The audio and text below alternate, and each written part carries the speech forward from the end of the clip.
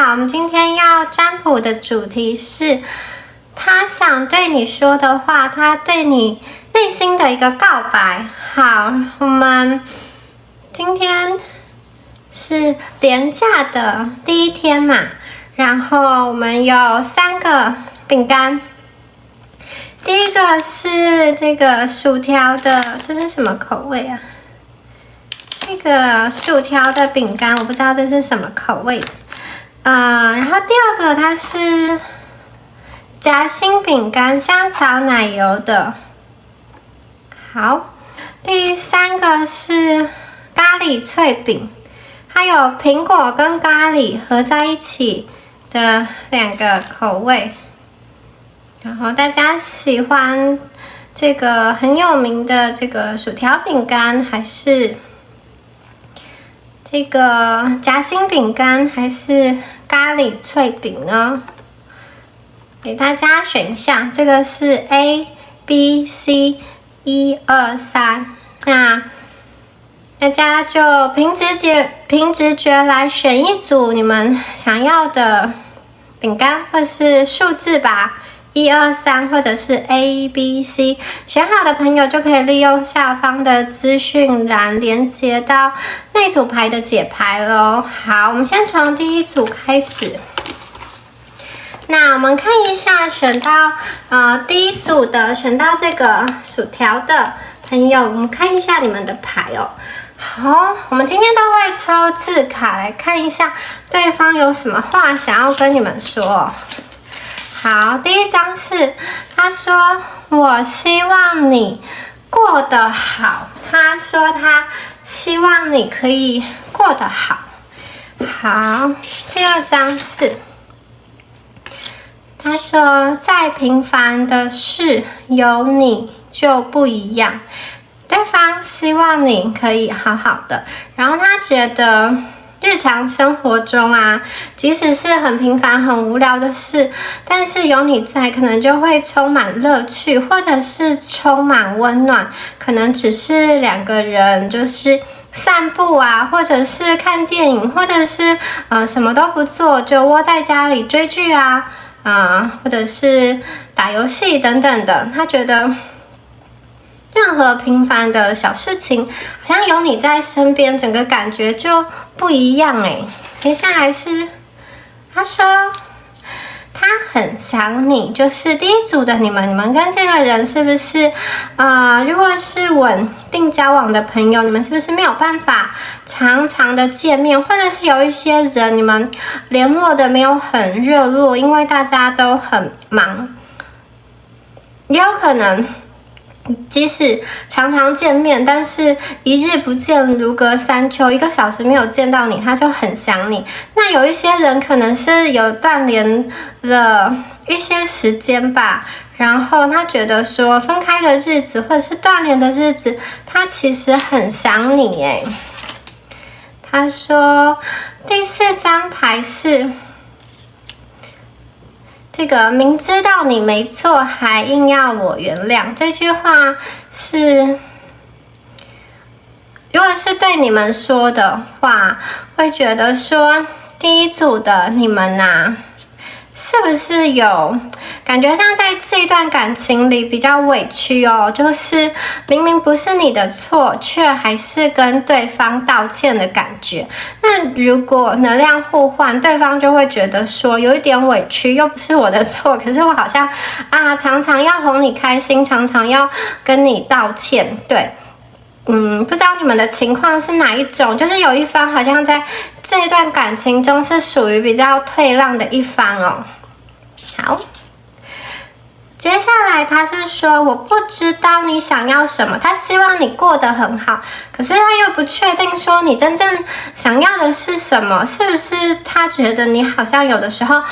没有那么开心，或者是他不能够切的掌握你的情绪跟你的想法哦，就你好像有的时候会给他出一些难题嘛，或者是他没有这么懂你的这个情绪，你为什么不开心，或者是你真正想要的是什么呢？他好像觉得说不是这么的清楚哦。好，再来看一下哦。他说余生请多多指教。这个指教是什么意思啊？是说感觉上你们接下来的时光啦，都会有某种形式的这个牵连在一起哦。你们的第一组，你们的缘分应该是蛮深的，就是不管你们实际上，有的人可能是稳交，如果是稳定交往的话，他就是请你好好的照顾咯，或者是我会好好照顾你。那有的，如果你们是那种还在好像暧昧到一个阶段又退回来，或者你们曾经是很好的朋友，然后又没有跨过那条线，我会觉得这个人啊，他是并不想真的跟你断联，就是就算他们表面上没有很明显的跟你联络，我觉得他还是会在关注你的，因为他会觉得说不管用怎么样子的方式，恋人也好，朋友也好，但是彼此都会是彼此生命中的一个角色，一个很特别的一个存在哦。所以他说请多多指教。好。接下来这张牌啊，他是说不想说的，我们就假装忘记。可能是他有一些不想说的秘密，或者是过往，或者是压力，或者是伤痛。他觉得那就，或者是你们曾经有过一些不开心，两个人曾经用比较负面的言语去征服，或者是伤害对方。他可能有的时候只想要什么话都不说，那些对于过去的一些东西，他觉得如果说出来对彼此没有比较好的话，那这些事情我们就忘记吧，或者是说，这句话是对你这边跟就是你曾经第一组的你们过往啊，曾经有一些在感情上不好的经验哦。这个人不勉强你，绝对不逼你。他说，如果你不想说的话，我们就假装忘记。可能你有那种在感情上啊，被劈腿，或者是被分手，或者是一段长跑可是没有结果的感情，或者是可能有过一些婚姻关系等等的，然后这中间你们可能是有故事的人哦，所以他对你们说的话就是说，如果你不想说没有关系，那就假装忘记没有发生好了，他不会逼你，不会勉强你的。好，接下来这张牌他是说，他觉得两个人在相处的过程中有些时候可能之前两个人都有一些矜持，两个人都有就是要维持住某一个面子哦，就是或者是把话说得太满，但是两个人好像都很骄傲，很看重自己在对方心中的一个形象跟面子哦，就是很想要去维持住某一个姿态。他会觉得有些时候太骄傲，其实就会说出一些不是这么好听的话，他会觉得也许可以把这些话收回是更好的。但是我觉得这边其实有一个人已经有比较有低头的一个倾向哦，就是有一个人可能知道他有明明没有错，但是还要对方原谅。明明这件事情不是说，可能是外在的因素让对方不开心，可是你却是想要想办法去让他开心，或者是明明是对方的错，可是你会帮他找台阶下，让他讲的好像是你自己的错，就是委婉的让他有一个台阶下。那我会觉得这个太骄傲，会不会是对方太骄傲？所以他说话说得太早哦，有些话就是冲动的说出口了。我们再来看一下他说我们曾经那么好第一组的你们曾经有过一段很好的时光哦。如果是在稳定交往的朋友的恋人啊，你们可能现在是稍微一个比较平淡或者是比较低潮，你们曾经有这种干柴勾动烈火，一见钟情，就是这种很心动、怦然心动、闪电的感觉哦。那或者是说你们是这种已经分手的恋人，那他会觉得我们曾经是这么的好，然后我也希望你过得很好，这些日子他其实很想你哦。那如果你有一些不想说的，他也不勉强你哦。我们再来看一下哦。好，他说我希望当时对你好一点哦。这个人呢，他觉得他可以在这段关系中做得更好，可能是给你更热烈的回应，或者是对于你的要求更去倾听，对于你的需求更去关注。因为看起来他好像不知道你想要什么，也许他是用他自己的方式在跟你相处，可是也许对方做的这个好并不是你要的这个好哦。他希望当时对你好一点，可能他觉得他可以再做得更好，就是对你更好一点，可是他有一点后悔的感觉哦。接下来我看一下，他说这张牌是说不要自己去，让我们一起去。不要自己去，让我们一起去。不知道这个去是去哪一个地方哦？你们有想要计划去旅行吗？出国啊，或者是你们有想要去某一个场所，也许是这种学校啊，你们有计划要去做某一些事情吗？他觉得你们可以，他可以陪你去，或者是说你们一起去。不知道这个场所是比较开心的一个情境呢，或者是比较困难的一些情境，可能是像是医院之类的，就是要去面对一些事情的。那不管是哪一种情境，他会说，不要自己去，让我们一起去某样地方，或者是某件事情哦。他希望是一起的，或者是说他希望他可以陪你去面对一些事情哦。好，接下来再看一下下一张牌，是我不懂你，是我太傻。我觉得这个人呢，他好像真的是有一点不是很了解你们呢，就是觉得好像捉不透你。他说他不知道你想要什么。他不是很明白你耶，但是他会觉得说，其实有你在身边会是一个很不一样的感觉，可是他又好像没有办法掌握住你们的一些心思啊、情绪等等，或者是你要的东西他没有办法给等等的。好，我们再来看一下下一张牌哦。如果我们现在还在一起会怎样？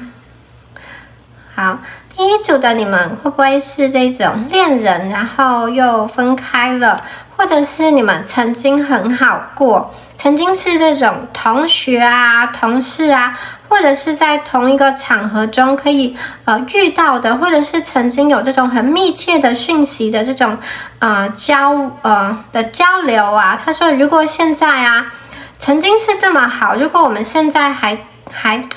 一起啊做这些事情啊，会怎么样哦？如果身边还有你，会是怎么样？所以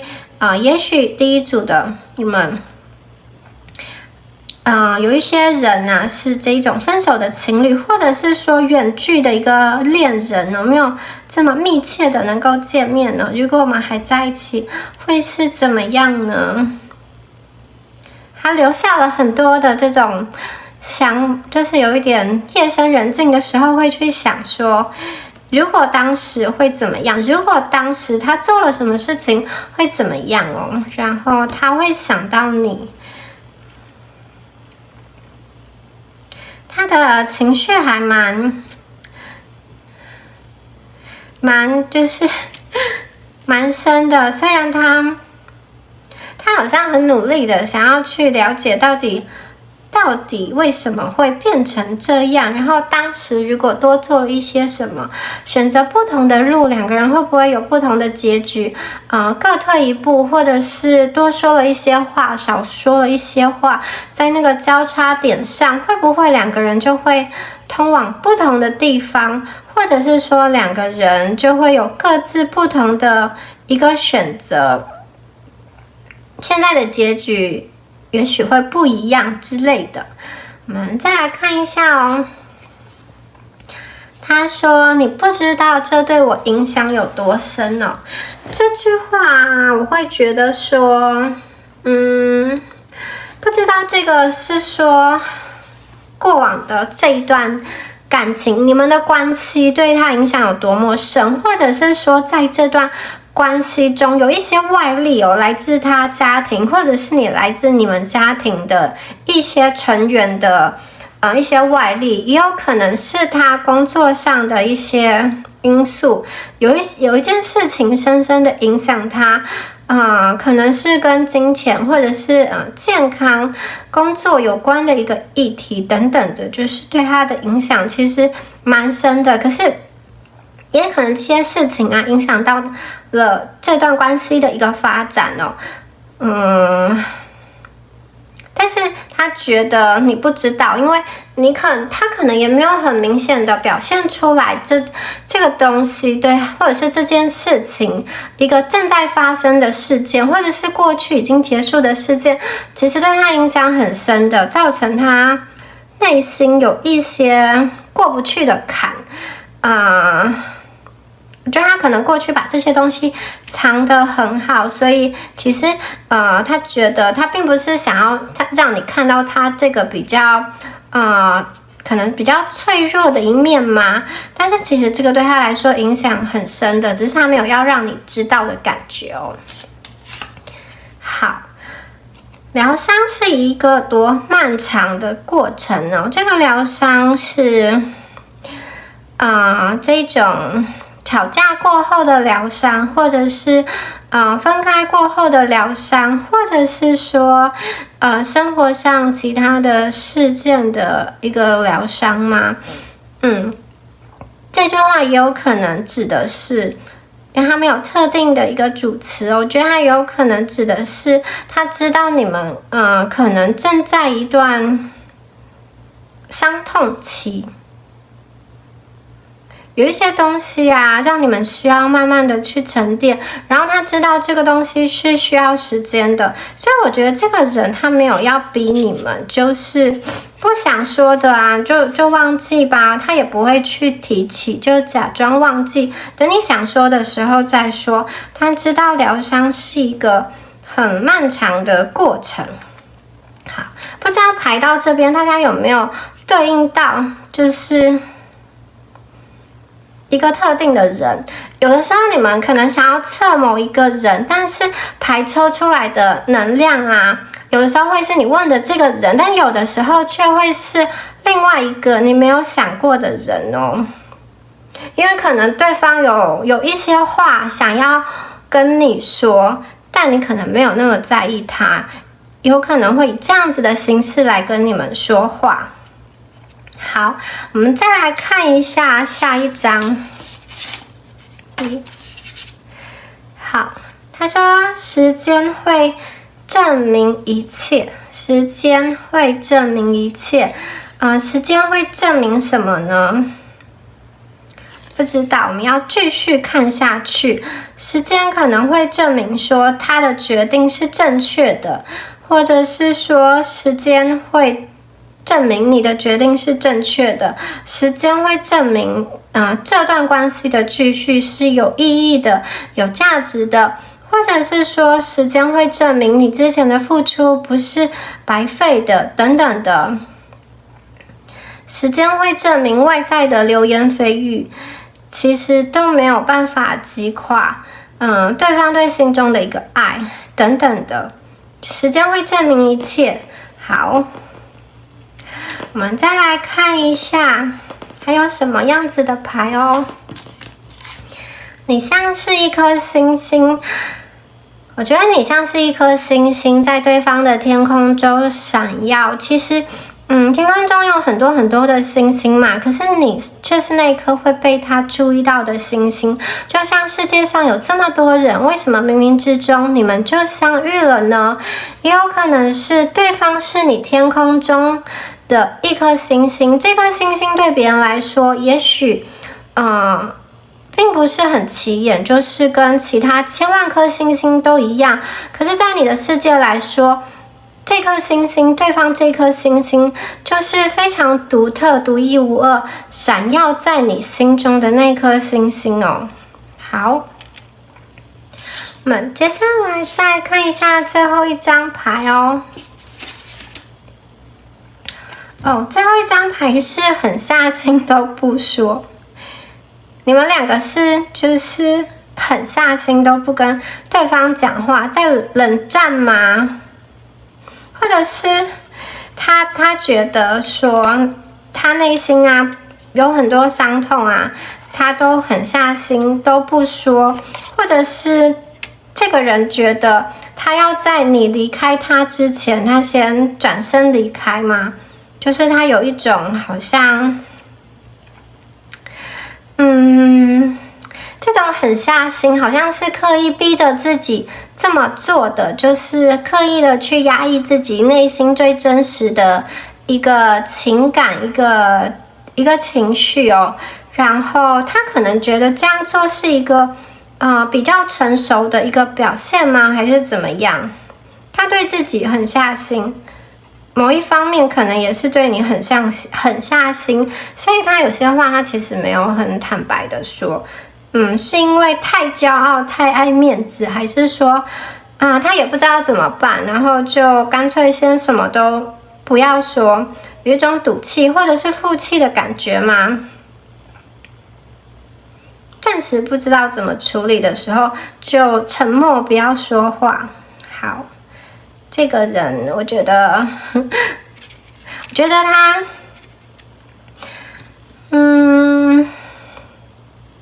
我觉得他心中是有你们的，因为你们在他心中就像一颗星星一样，然后他其实会希望你们过得很好，可是可能相处的时候有一些就是纠结的地方，也许是你进一步他退一步，他退一步你进一步等等的，就是时间上可能有稍微没有这么的同步性，可是你们曾经是有过很好的一段时光，他会想到你的，但是他也不会逼你，因为他觉得他其实不是很了解你，不知道要什么，让我会觉得说，也许啦，他对你的爱，他干脆，或是说他可能想要跟你们告白，或者是他有一些话想要说，可是又觉得说，他也不是很懂你，最后就狠下心都不说。我觉得其实有蛮多状况的，但是确定的是，这个人他心中蛮想你的，然后他会想到你们过去一些曾经很好的时光，然后他希望你可以过得好，他也想说，如果能够回到当时，有些话他其实是不应该说的。好，以上就是第一组的朋友，选到第一组薯条的朋友，今天你们要问的这个人对应到的一些能量跟牌，或者是这个人也许不是你们当初设想的人，但是某一个人他有一些话想要跟你们说。那希望今天的解牌有帮助到你们哦。如果有任何感想的话，都可以在下面留言，每个留言我都会看。希望大家连假愉快哦。好，来看一下第一张牌，他说我记得那天所有的细节情景哦。哪一天呢？跟你告白的那一天，或者是两个人最后一次见面的那一天，很甜蜜的那一天，还是吵架吵得很凶的那一天，或者是你们第一次发生关系的那一天呢？或者是这种有一个很亲密很甜蜜的那一天呢？他说他记得那一天所有的细节场景，你跟他说过的话，或者是他对你说过的话等等的。好，这个人他有记在心里耶。对，看一下。他说距离是我们的时差哦。你跟这个人是不是有一些物理上的距离，或者是心理上的一个距离？可能是这个年龄上的距离，还是这种身高的距离、家世的距离？你们之间是有一个距离在的。好，然后他觉得这个距离哦，他其实也是有在思考，可能会成为你们这种差异，可能会成为你们彼此之间维系这种关系的一个困难的感觉哦，他是这样子想的。好，他说提到你的名字，他心是会跳动的，你对他来说是怦然心动的感觉。我想把它放在这里哦，因为感觉上啦，就是那一天啊，所有的细节情景也许是令他很怦然心动的。他说提起你的名字哦，也许有人提到你的名字，或者是手机看到你的这个昵称啊、以前的讯息啊、照片等等，他的心是会跳动的。我们再来看一下哦。这张牌是说我并没有完全的了解你。好，这跟前面那一组不一样。我觉得前面那一组是他就说我不懂你嘛，然后我不知道你想要什么。可是我觉得这个人他觉得他掌握了一部分的你，可是他没有完全的了解你。可是要完全了解一个人很难呢。他是想要完完全全的摸透你们呐，摸透你们吗？他觉得可能有的时候你会说出一些令他比较没有想到的事情，或者是做出令他没有想过你会这样做的事情哦。可能是一个很惊喜的事情，或者是很惊讶的事情，或者是一个怎么会跟我想的不一样？怎么会这样做的？他觉得他没有完全的了解你。好，我们接下来看一下哦。简单的幸福，不再有孤单哦。他其实期待一种简单的幸福，简简单单的幸福，然后在这个简单的幸福中不会再有孤单的感觉，有一种很平凡平淡但是很安稳的这种幸福的感觉哦。就是他是一个相信幸福的人，也是一个会追寻一种不是很铺张，或者是不是很华丽，但是是这种很简单的、很甜蜜的一个幸福哦。好，再来看一下哦。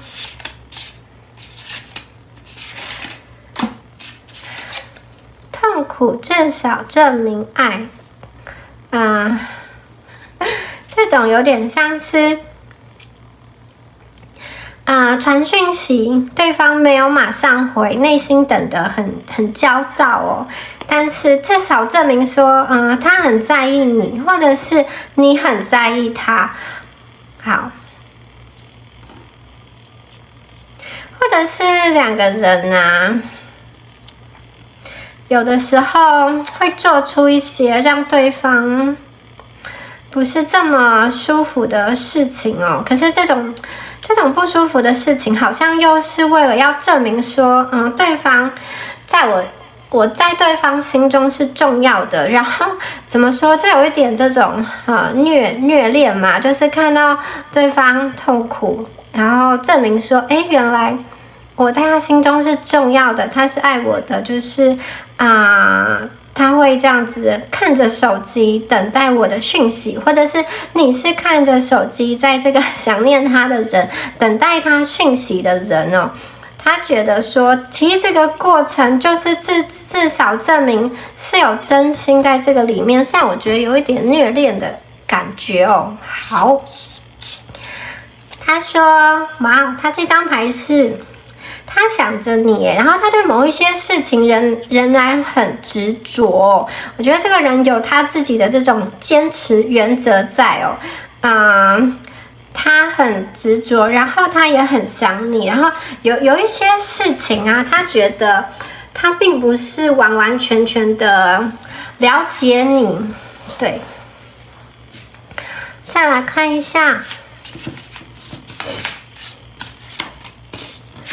哇哦，他说那些经历过的都很值得，痛苦至少证明爱，那些经历过的都很值得。好吧，我觉得这个人呢，他会觉得痛苦也是一种爱，就是人生就是有欢笑有悲伤，各种情绪的组成。那他不后悔，他觉得经历过的都很值得，不管是好的不好的，痛苦的、悲伤的、难过的、很甜蜜的、很心动的、很激烈的、很热情的，他觉得这些都是人生中的一部分，都很值得，他都有在里面就是得到一些学习或者是回忆，他觉得这些东西组成了他人生中的一部分，这些跟你经历过的事情都很值得。接下来再看一下对不起，让你受委屈了。让你受委屈了，不知道是哪样的这种委屈的感觉怎么样子的一个情况就跟这一天他说的这一天有关吗？好像让你受委屈了，没有保护好你，让你承受一些言语的压力，或者是这种经济的压力嘛，或者是独自要去面对一些事情，或者是他没有听明白你的需求，或者是他做了伤害你的事情让你受委屈了。好，接下来他就他说抱歉，是我不好，是你不好，对，那你为什么要做这个事情呢？让别人受委屈的事情呢？为什么呢？好，但他有在反省，他其实在一个人的时候，他其实是有在反省，然后他内心其实知道他好像有一些地方做的不是很好，他也有承认的感觉有些地方可以处理得更好，可能是口气啊，或者是手段啊，或者是表达的方式，或者是处理的方式，可以更圆融一点我觉得。这又是一句很抱歉是说这个选到第二组的人，对方到底是做了什么事情啊？为什么要这样子一直在道歉的感觉嘛？他说很抱歉，我希望能收回我说的话。我觉得这个人他是不是有就是做了一些让你们受委屈的事情啊？他好像说了一些话，然后他说他希望能够收回我觉得可能是会造成你们听了很不舒服的一些话，或者是会打击到自尊的一些话吗？好，但是他有在道歉了，你们愿意原谅他吗？好，他说我会成为更好的人，他希望他可以成为更好的人就是成为更好的人的这条路上，他正在往这个方向走他期许自己，也许下次在面对同样的情况，在面对你的时候，他可以更体贴你，更成熟，用比较不是这么尖锐的话语，或者是更令你舒服的方式来表达，或者是说他觉得他要成为一个更负责的人，在经济方面，或者是对于未来的一些规划上等等的。也许他曾经对你们有一些误解就是两个人对某一个人某一件事情的看法不一样，那他可能两个人各持己见，然后事后证明你们才是对的，然后他觉得当时可能让你受委屈了，然后他有做了一些就是说了一些话等等的，他说他会成为更好的人。好，我们再来看一下下一张牌是失去的拥有，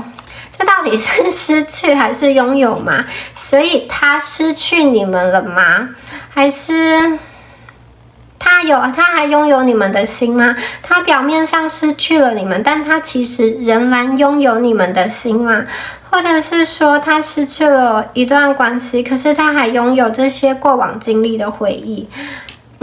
这个到底是失去还是拥有呢？或者是他其实也有一点搞不清楚的一个状况，失去的拥有。他失去他曾经拥有的美好的一切吗？好。他说我是否还值得被爱一次呢？好像他有一点失去你们的心的感觉哦。如果是在这种暧昧的情况啊，你们是不是有一点想要放弃，或者是冷淡了，或者是你们两个是这种可能是稳定交往的恋人，可是你们对于对方有一些失望了，或者是说你们是这种曾经很好过，曾经拥有过，可是他失去你了。那他问你说，或者是说他觉得他这个人啊，我觉得他好像对于他自己有一些迷惘，就是因为我看到这边很多都是在道歉哦，我觉得他是不是觉得他自己也不是一个够好、够资格被爱的人？他会不会觉得说，这个世界上其实也没有人无条件的去爱他？他可能要达到某一种工作上的成就，或者是可能外表上啊要有什么样子的一个形态啊，或者是他可能要有什么样子的一个东西。要成为一个所谓更好的人，才会有人来爱他吗？或者是说，他觉得原本的样子啊，其实并不会有人真心的爱他，或者是说，觉得别人爱他是因为外在的一些东西吗？因为其实成为更好的人跟这个爱或不爱没有不必然的关系哦，因为有的人可能就是爱你这种原本的这个有一点，并不是说什么样各方面都很好的，但是他就是爱你原本的样子啊。他说我是否还值得被爱一次呢？是不是还值得呢？这边有一个就是大哉问呢。他其实内心对自己有一些不确定性，或者是说不知道这种简单的幸福啊，会不会能够拥有，就是这种不用武装自己就可以得到的简单的幸福啊，然后可以两个人啊，作伴啊，到老啊，牵手陪伴啊，不再有孤单哦，这种很简单的幸福，他其实就是期盼这个哦。然后他好像也觉得他要成为一个更好的人才能够匹配，或者是才能够拥有这样子的幸福吗？好，我觉得如果说这个人本身呢，不是就是在人格上有一些就是很伤害人的特质，或者是说特别自私的话，其实原本的样子应该就会有人喜欢，因为每一个人呢都是有各种不同的样貌，这个社会其实是非常多元性的，就是有怎么样子的形态啊，高的、矮的、胖的、瘦的、单眼皮、双眼皮啊，或者是怎么样子的个性的人，其实都会找到互相吸引、互相对应的人呢。所以也许你们可以鼓励他其实内心对于自己啊也不是这么相信跟确定。好，接下来我们来看一下，他说我希望还能够见到你，很多的希望耶，他希望能收回过他说的话，他希望能够见到你，然后是这种开心的愉快的这个表情哦。好，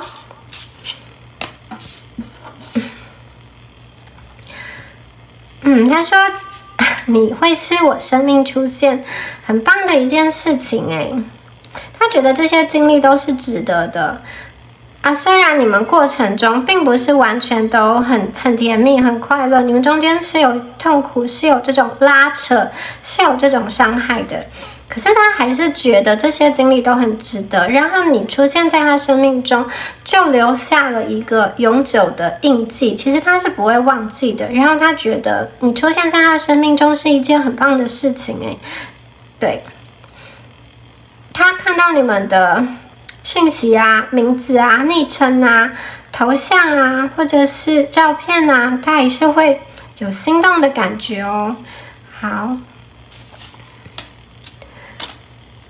接下来我们再来看一下哦。好，他说你的笑容很迷人诶，可能是这种笑容、笑声很有感染力的样子，或者是也许你们没有那么常笑，可是在他面前偶尔笑的时候，他就觉得这很迷人哦。也有可能是你们是这种笑声很爽朗的人。或者是笑起来是这种很温柔婉约的样子，很好看。他很喜欢这种你的笑容，你的牙齿、你的嘴角，或者是你的笑声，你的一个姿态，他觉得很迷人。他喜欢看你笑的样子哦，跟这个笑脸一样，他其实是希望你能够笑的。好。接下来呢，再来看一下，你的笑容很迷人。最后一张牌是我要做你的快乐。好，我觉得这个人呢，他希望你们常常笑诶。你的笑容很迷人，如果他是可以让你们快乐的那个元素啊，你跟他在一起的时候，你就会常常的笑，对不对？那你之前跟他相处的时候啊，两个人在说话的时候啊，你有常常被他逗笑吗？或者是你有常常是开心的表情吗？其实他希望成为你这个笑容的一个来源，快乐的一个动力的来源哦。但是可能他之前没有做得很好，因为他其实也并不完全了解你哦。也许未来你们在见面的时候，他希望还能够再见到你哦。然后当他把自己整理好了之后，关于他会成为更好的人这些议题啊，或者是他是否值得被爱一次，再被爱一次呢？还有他所追寻的简单的幸福是什么？以及距离的这个身高、年龄，或者是实体上在不同的国家等等的这些距离的问题啊，他是否能够去面对、去整理、去克服呢？但是在他的心中啊，其实还是有在期盼两个人可以有关系上能够有也许是当他变成更好的人之后，他觉得这段关系会有不一样的一个情境跟转换哦。然后他希望看到你的时候，你是快乐的，你们的笑容很迷人，然后要常常笑。以上呢就是第二组的朋友，你们今天的解牌哦。觉得这个人啊，他可能过去有做了一些让你们比较难过的事情，因为他这边有一些抱歉的话，然后以及想要收回他之前说的话。他也明白他好像失去了什么，但是他失去了他拥有的东西，但是他搞不清楚他真的失去了还是他还拥有呢？他内心也不是很确定你们在想什么的感觉。他说他并不是完全了解你，可以确定的是他心中是有你们的，然后他会希望未来，或者是说你们下次见面的时候，也许你可以为他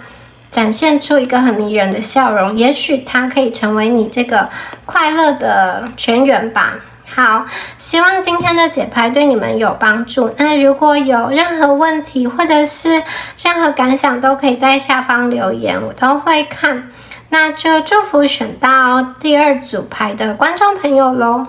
好。看到选到第3组这个苹果味的咖喱脆饼。好，看一下你们的牌哦。对方想要跟你说的话，他的一个告白，这个对方呢，可能是你们的一个旧人，或者是一个正在进行中的新人，也有可能是未来出现在你们生命中的人哦。好，来看一下，他说。我们这么像，连缺口都一样，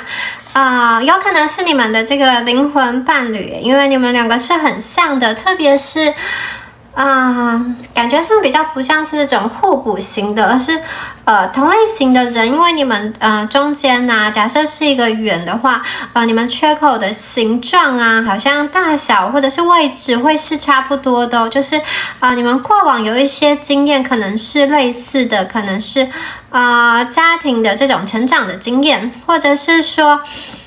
你们的心境是相通的，你们有同样喜欢的一个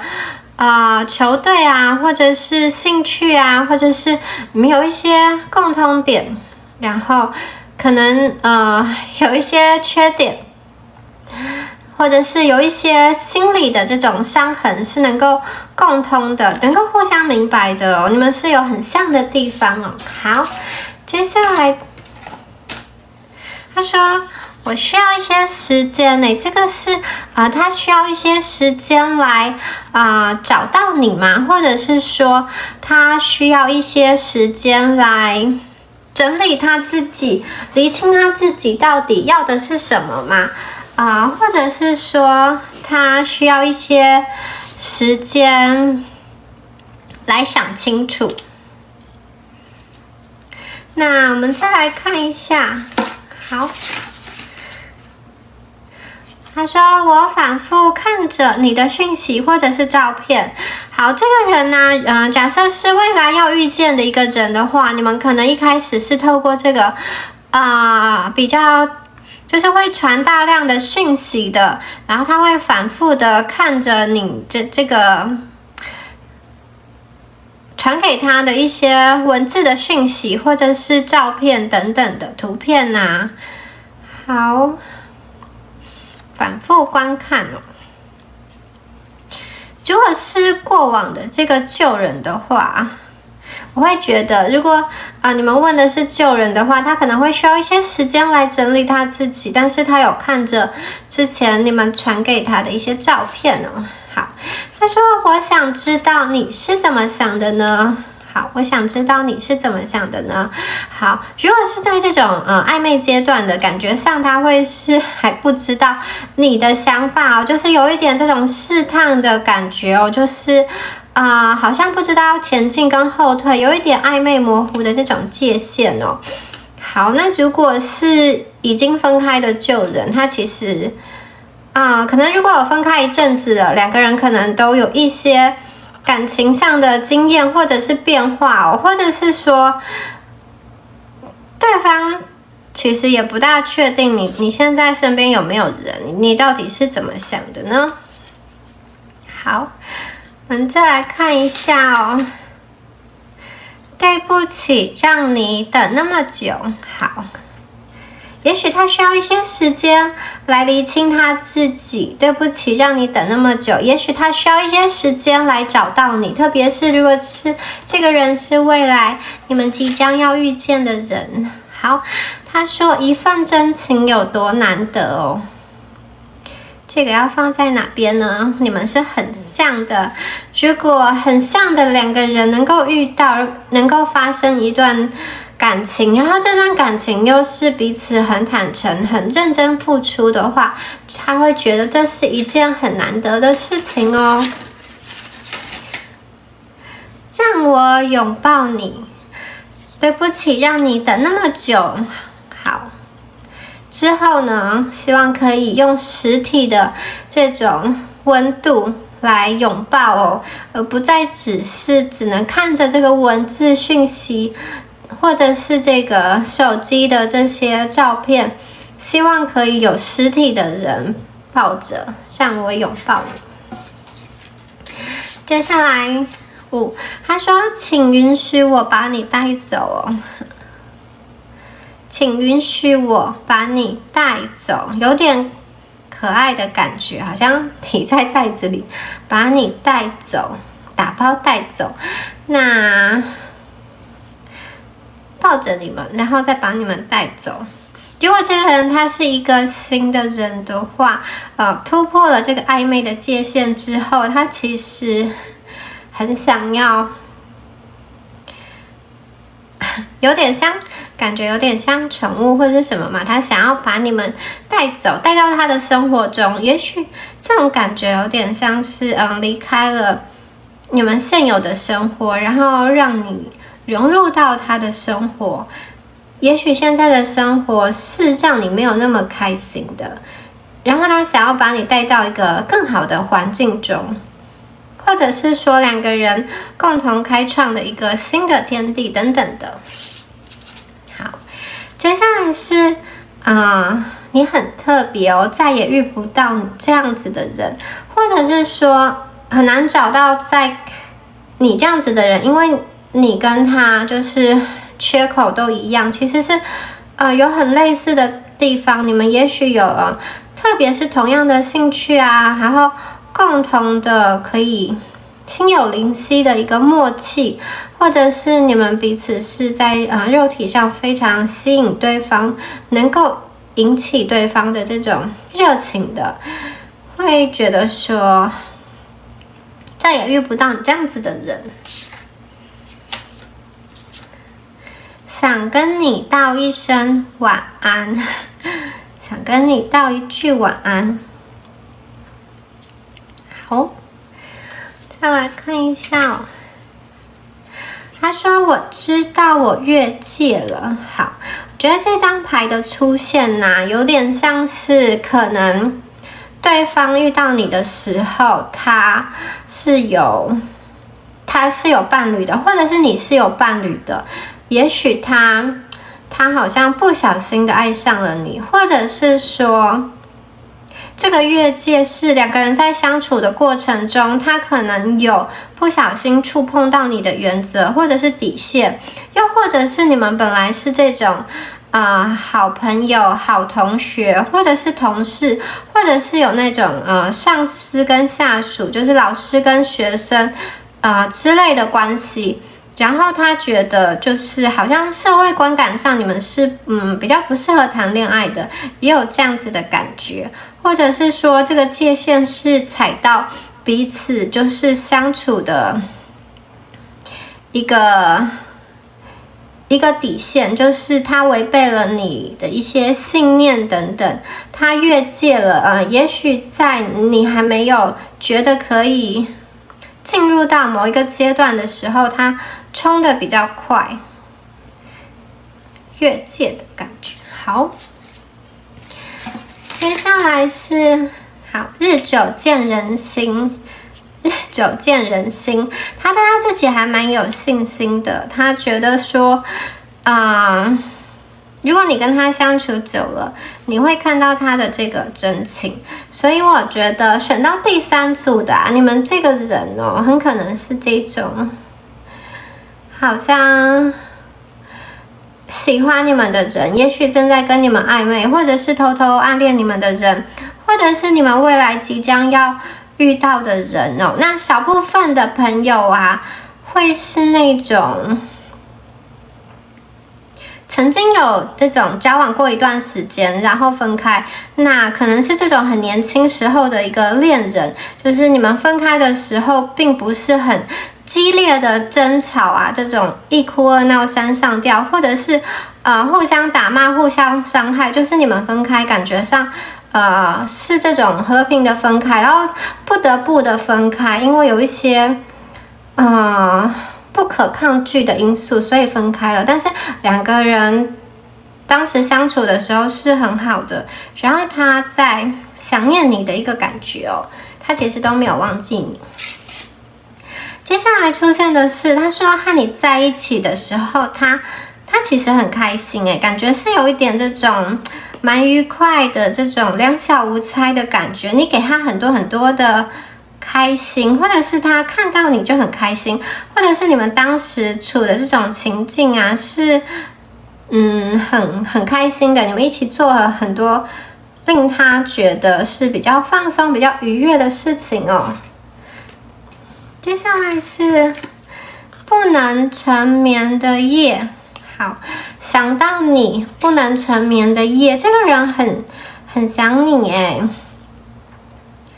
一直想着你，想到不能沉眠。第三组的这个人很喜欢你们哦，而且有一点一直想着你。如果是未来要出现的这个人，我会说他真的就是有把你放在心上的这一种。好，你在干嘛？因为他自己睡不着，然后他问你在干嘛，他自己睡不着，然后想要跟你说晚安，可是可能你已经睡了，但是他却没有办法睡，不知道你在干嘛呢？蛮可爱的一个人呢。好，他说我要我们在一起哦，全都与我无关。他其实不大管一些就是别人的杂音杂讯，或者是我觉得距离对他来说也不是很重要，他就是觉得他喜欢你，他就是想要跟你在一起。那其他的一些可能所谓的界限啊、世俗啊什么的距离啊，他好像觉得没有关系，是可以克服的，所以他会说日久见人心。好，我们接下来再看一下哦。海鸟和鱼相爱是一场意外。海鸟在天空飞，然后鱼是在水中游。他们相遇的时候是在海平面的一个点，是很偶然的相遇，就像一场意外。他们本来是不能遇到的两种不同的生物，所以我觉得你跟这个人啊，